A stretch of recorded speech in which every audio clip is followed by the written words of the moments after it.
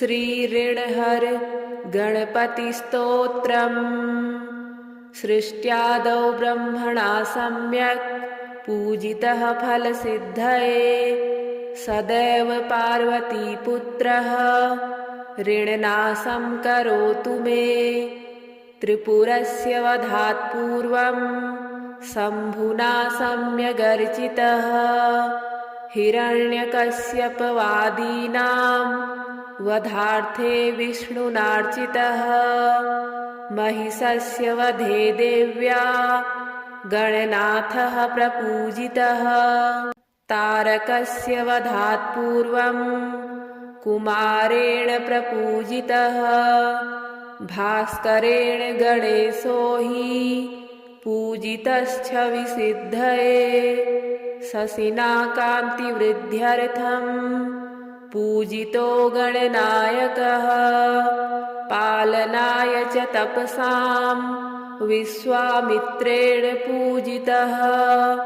इदं तु ऋणहरस्तोत्रं तीव्रदारिद्र्यनाशनम्, एकवारं पठे नित्यं वर्षमेकं समाहितः।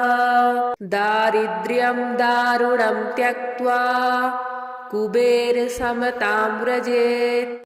सृष्ट्यादौ ब्रह्मणा सम्यक् पूजितः फलसिद्धये, सदैव पार्वतीपुत्रः ऋणनाशं करोतु मे। त्रिपुरस्य वधात् पूर्वं शम्भुना सम्यगर्चितः, हिरण्यकश्यपवादीनां वधार्थे विष्णुनार्चितः। महिषस्य वधे देव्या गणनाथः प्रपूजितः, तारकस्य वधात् पूर्वं कुमारेण प्रपूजितः। भास्करेण गणेशो हि पूजितश्च विसिद्धये, शशिना कान्तिवृद्ध्यर्थं पूजितो गणनायकः। पालनाय च तपसां विश्वामित्रेण पूजितः। इदं तु ऋणहरस्तोत्रं तीव्रदारिद्र्यनाशनम्, एकवारं पठे नित्यं वर्षमेकं समाहितः। दारिद्र्यं दारुणं त्यक्त्वा कुबेरसमतां व्रजेत्। सृष्ट्यादौ ब्रह्मणा सम्यक् पूजितः फलसिद्धये, सदैव पार्वतीपुत्रः ऋणनाशं करोतु मे। त्रिपुरस्य वधात् पूर्वं शम्भुना सम्यगर्चितः, हिरण्यकश्यपवादीनां वधार्थे विष्णुनार्चितः। महिषस्य वधे देव्या गणनाथः प्रपूजितः, तारकस्य वधात् पूर्वं कुमारेण प्रपूजितः। भास्करेण गणेशो हि पूजितश्च विसिद्धये, शशिना कान्तिवृद्ध्यर्थं पूजितो गणनायकः। पालनाय च तपसां विश्वामित्रेण पूजितः। इदं तु ऋणहरस्तोत्रं तीव्रदारिद्र्यनाशनम्, एकवारं पठे नित्यं वर्षमेकं समाहितः। दारिद्र्यं दारुणं त्यक्त्वा कुबेरसमतां व्रजेत्। सृष्ट्यादौ ब्रह्मणा सम्यक् पूजितः फलसिद्धये, सदैव पार्वतीपुत्रः ऋणनाशं करोतु मे। त्रिपुरस्य वधात् पूर्वं शम्भुना सम्यगर्चितः, हिरण्यकश्यपवादीनां वधार्थे विष्णुनार्चितः।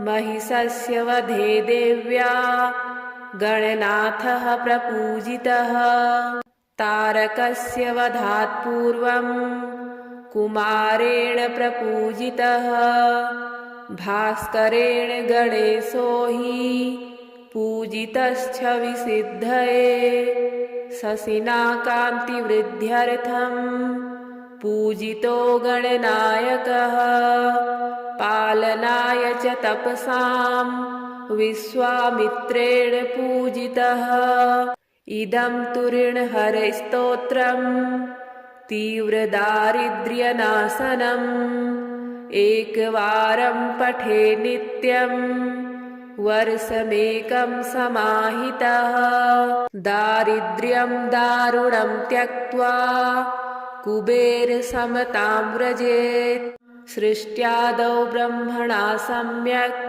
पूजितः फलसिद्धये सदैव पार्वतीपुत्रः ऋणनाशं करोतु मे त्रिपुरस्य वधात् पूर्वं शम्भुना सम्यगर्चितः हिरण्यकश्यपवादीनां वधार्थे विष्णुनार्चितः महिषस्य वधे देव्या गणनाथः प्रपूजितः तारकस्य वधात् पूर्वं कुमारेण प्रपूजितः भास्करेण गणेशो हि पूजितश्च विसिद्धये शशिना कान्तिवृद्ध्यर्थं पूजितो गणनायकः पालनाय च तपसां विश्वामित्रेण पूजितः इदं तु ऋणहरस्तोत्रम् तीव्रदारिद्र्यनाशनम् एकवारं पठे नित्यं वर्षमेकं समाहितः दारिद्र्यं दारुणं त्यक्त्वा कुबेरसमतां व्रजेत् सृष्ट्यादौ ब्रह्मणा सम्यक् पूजितः फलसिद्धये सदैव पार्वतीपुत्रः ऋणनाशं करोतु मे त्रिपुरस्य वधात् पूर्वं शम्भुना सम्यगर्चितः हिरण्यकश्यपवादीनां वधार्थे विष्णुनार्चितः महिषस्य वधे देव्या गणनाथः प्रपूजितः तारकस्य वधात् पूर्वं कुमारेण प्रपूजितः भास्करेण गणेशो हि पूजितश्च विसिद्धये शशिना कान्तिवृद्ध्यर्थं पूजितो गणनायकः पालनाय च तपसां विश्वामित्रेण पूजितः इदं तु ऋणहरस्तोत्रम् तीव्रदारिद्र्यनाशनम् एकवारं पठे नित्यं वर्षमेकं समाहितः दारिद्र्यं दारुणं त्यक्त्वा कुबेरसमतां व्रजेत् सृष्ट्यादौ ब्रह्मणा सम्यक् पूजितः फलसिद्धये सदैव पार्वतीपुत्रः ऋणनाशं करोतु मे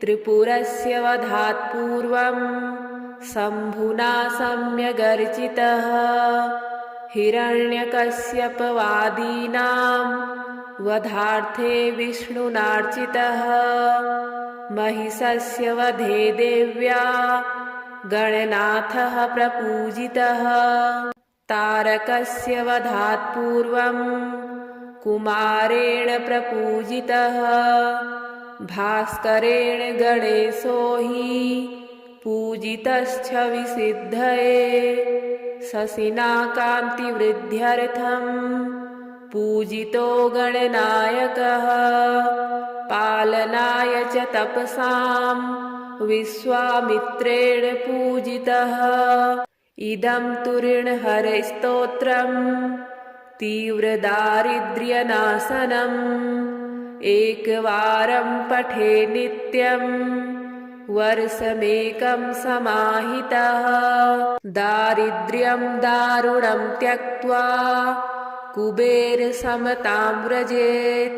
सृष्ट्यादौ ब्रह्मणा सम्यक् पूजितः फलसिद्धये सदैव पार्वतीपुत्रः ऋणनाशं करोतु मे।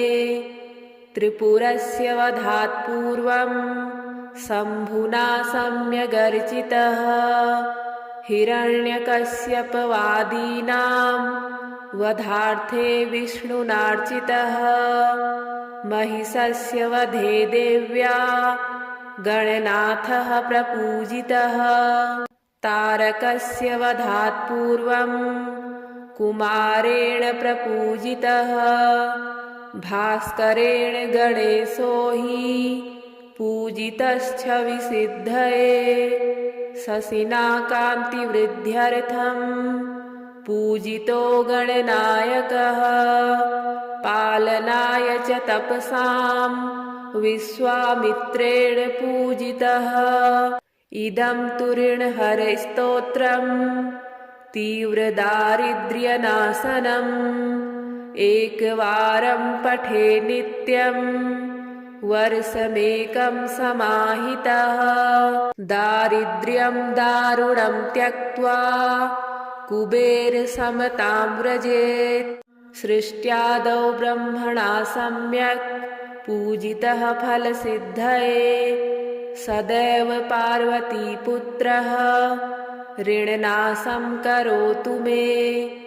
त्रिपुरस्य वधात् पूर्वं शम्भुना सम्यगर्चितः हिरण्यकश्यपवादीनां वधार्थे विष्णुनार्चितः महिषस्य वधे देव्या गणनाथः प्रपूजितः। तारकस्य वधात् पूर्वं कुमारेण प्रपूजितः भास्करेण गणेशो हि पूजितश्च विसिद्धये शशिना कान्तिवृद्ध्यर्थं पूजितो गणनायकः पालनाय च तपसां विश्वामित्रेण पूजितः। इदं तु ऋणहरस्तोत्रम् तीव्रदारिद्र्यनाशनम् एकवारं पठे नित्यं वर्षमेकं समाहितः दारिद्र्यं दारुणं त्यक्त्वा कुबेरसमतां व्रजेत्।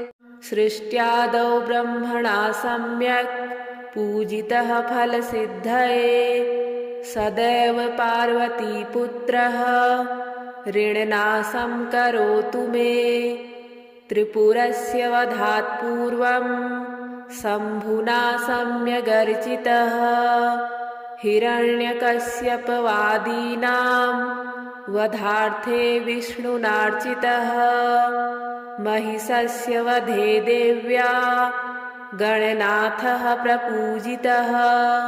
तारकस्य वधात् पूर्वं कुमारेण प्रपूजितः भास्करेण गणेशो हि पूजितश्च विसिद्धये शशिना कान्तिवृद्ध्यर्थं पूजितो गणनायकः पालनाय च तपसां विश्वामित्रेण पूजितः।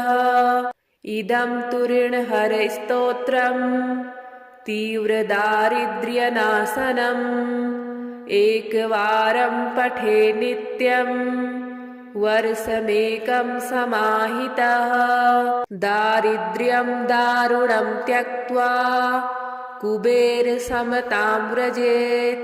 सृष्ट्यादौ ब्रह्मणा सम्यक् पूजितः फलसिद्धये सदैव पार्वतीपुत्रः ऋणनाशं करोतु मे।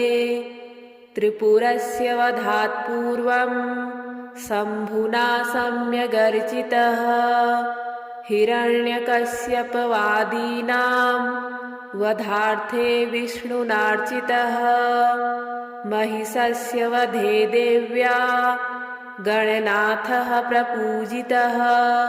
तारकस्य वधात् पूर्वं कुमारेण प्रपूजितः भास्करेण गणेशो हि पूजितश्च विसिद्धये शशिना कान्तिवृद्ध्यर्थं पूजितो गणनायकः पालनाय च तपसां विश्वामित्रेण पूजितः इदं तु ऋणहरस्तोत्रम् तीव्रदारिद्र्यनाशनम् एकवारं पठे नित्यं वर्षमेकं समाहितः दारिद्र्यं दारुणं त्यक्त्वा कुबेरसमतां व्रजेत्